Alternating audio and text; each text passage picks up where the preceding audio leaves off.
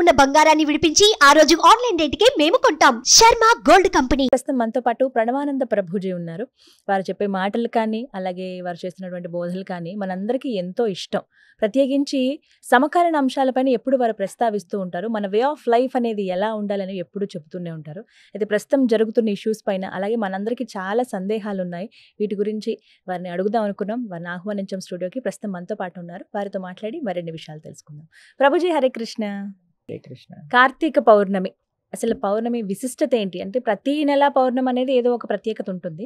కానీ కార్తీక పౌర్ణమి చాలా మంది విధిగా ఆచరిస్తుంటారు. ఒక పూజా పద్ధతి అని ఇలాగా మాకు ఆనవాయితీకి ఇలా వచ్చిందని కొంతమంది వ్రతాలు చేసుకుంటూ ఉంటారు. అసలు సాధారణ ప్రజలుగా భక్తులుగా మేము అసలు ఎలా ఆచరించాలి కార్తీక పౌర్ణమిని? ఉదయాన్నే బ్రహ్మముహూర్తంలో లేవాలి, స్నానం ఆచరించాలి.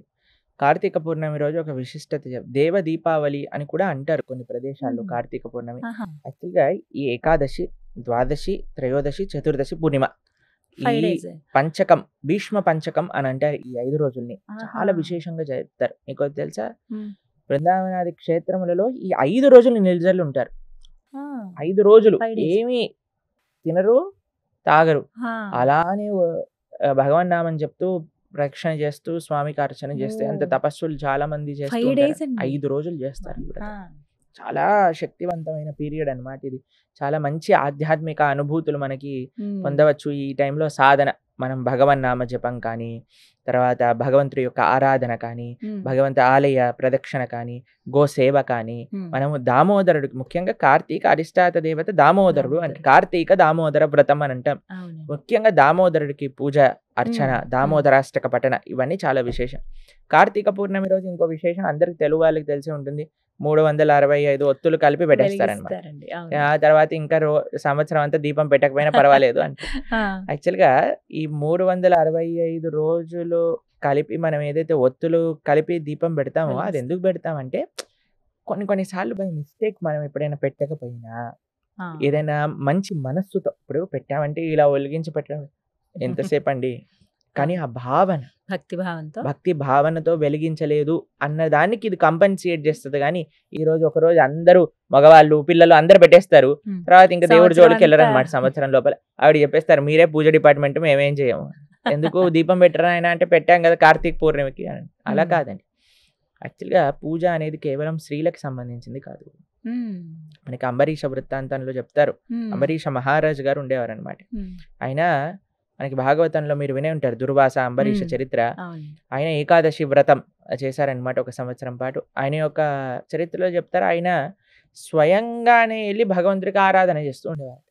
వాళ్ళ భార్య అనేది లేదండి నేను కూడా మీకు హెల్ప్ చేస్తాను, లేదు నీ పూజ నువ్వు చేసుకో, నా పూజ నేను చేసుకుంటాను అని ఆయనే రాజు, మహారాజు గారు అయినా సరే యమునా నదికి వెళ్ళి నీళ్లు తోడుకొని తీసుకొచ్చి భగవంతుడికి అభిషేకం చేసి నైవేద్యాలు పెట్టి అలా ఉండే. సవై మన కృష్ణ పదార విందయో బాచాంసి వైకుంఠ గుణాను వర్ణనే కరౌ హరేర్ క్షేత్ర మందర మార్జనాదిషు. ఆయన గురించి అన్ని మంచి లక్షణాలు కలిగిన వాడు. అయితే ఆయన చెప్పేవాడట వాళ్ళ భార్యకి, నువ్వు నీ ఆరాధన చేసుకో, నేను ఆరాధన చేసుకో, ఎందుకంటే నాకు భగవంతుడితో సంబంధం ఉంది, నీకు భగవంతుడితో సంబంధం ఉంది, కాబట్టి అందరూ చెయ్యాలి, అందరూ ధార్మికంగా ఉండాలి. కార్తీక పౌర్ణమి రోజు మనం ఒక సంకల్పం కూడా చేసుకోవచ్చు. మనం ఈ రోజు మంచి రోజు కదండి. ఏ రోజు మంచి రోజు అంటే, ఏ రోజు అయితే మనం మంచి వైపు మారాలి అని అనుకుంటాం ఆ రోజు మంచి రోజు. కాబట్టి దామోదరుడు అష్టకం అనేది చాలా విశేషంగా, దామోదర అష్టకం. బృందావనంలో రాస పూర్ణిమ అని శరత్ పూర్ణిమని పిలుస్తారు. శరత్ పూర్ణిమ తర్వాత ఇంకొక రాస పూర్ణిమ కార్తీక పూర్ణిమ.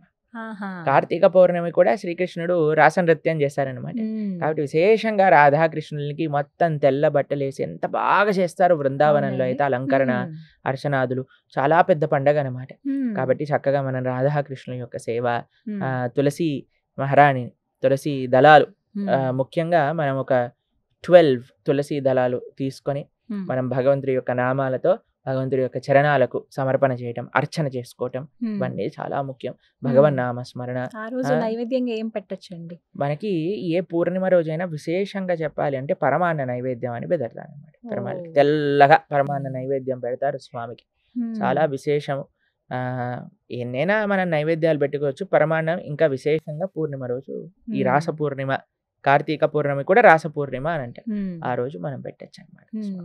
పౌర్ణమి అయితే చాలా మంది అంటే ప్రధానంగా రాత్రి ఇదిగా చేస్తూ ఉంటారు కదా, రాత్రి పూట చంద్రుడు పూర్ణిమ వెన్నెలలో చేస్తూ ఆరాధన ఉంటారు. అనేది ముఖ్యంగా ఉంటుంది. మనకి శరత్ పూర్ణిమ రోజు ఏం చేస్తామంటే మనం సాయంకాలం పూట కృష్ణుడి ఆరాధన చేసి ఆ యొక్క పాయసం ఉంటుంది. ఆ రోజు పాయసం చేసి దాన్ని ఏం చేస్తారంటే మస్లిన్ క్లాత్ అంటారు, తెలుసా మీకు? తెలుసండి. జాలి జాలిగా ఉంటుంది కదా, నెట్ లాగా ఉంటుంది. నెట్ లాగా ఉంటుంది. దాన్ని కవర్ చేసేసి రాత్రంతా ఆ పాయసాన్ని చంద్రుడి యొక్క కిరణాలు పడేటట్టుగా టెరెస్ పైన పెడతారనమాట. రాత్రంతా చంద్ర కిరణాలు సోక్ చేసేసుకున్నాక నెక్స్ట్ డే మార్నింగ్ ఆ ప్రసాదాన్ని స్వీకరిస్తారు తీసుకుంటారా? రాస పూర్ణిమకి.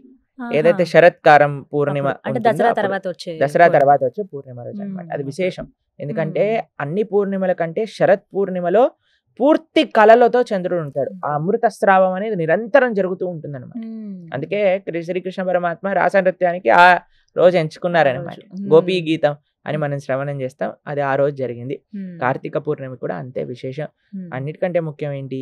దామోదరుడికి దీపం సమర్పణ చేయటం, తులసి ఆరాధన చేసుకోవటం, తులసితో కృష్ణుని ఆరాధన చేయటం, పాయసాన్ని నివేదన చేసుకోవటం, ప్రొద్దున్నే బ్రహ్మముహూర్తంలో లేవటం, భగవన్నామం జపం చేసుకోవటం, పుణ్యక్షేత్ర దర్శనం చేసుకోవటం, నది ఉంటే నది స్నానం చేయటం, ఇవన్నీ చాలా విశేషం.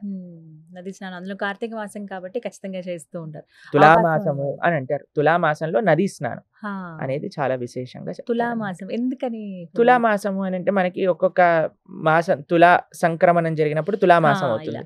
తర్వాత మనకి ధనుర్మాసం, సంక్రమణం జరిగినప్పుడు సంక్రాంతి ధనుర్మాసం కదా? వస్తుంది అనమాట. దాన్ని. దాని తర్వాత మకరం మనకి అయితే మకరం అయితే సంక్రాంతి సంక్రాంతి వస్తుంది. వస్తుంది. అలా సంక్రాంతి, తులా ఆ. సంక్రాంతి తర్వాత తులామాసంలో నదీ స్నానం, ముఖ్యంగా కావేరీ స్నానం కానీ గంగా స్నానం, యమునా స్నానం, ఇవన్నీ చాలా విశేషంగా చెప్తారు. ఈ విధంగా మొత్తానికి పౌర్ణమి అయితే ఇలా ఆచరించాలని చెప్పారు. ధన్యవాదాలు ప్రభుజీ. హరే కృష్ణ.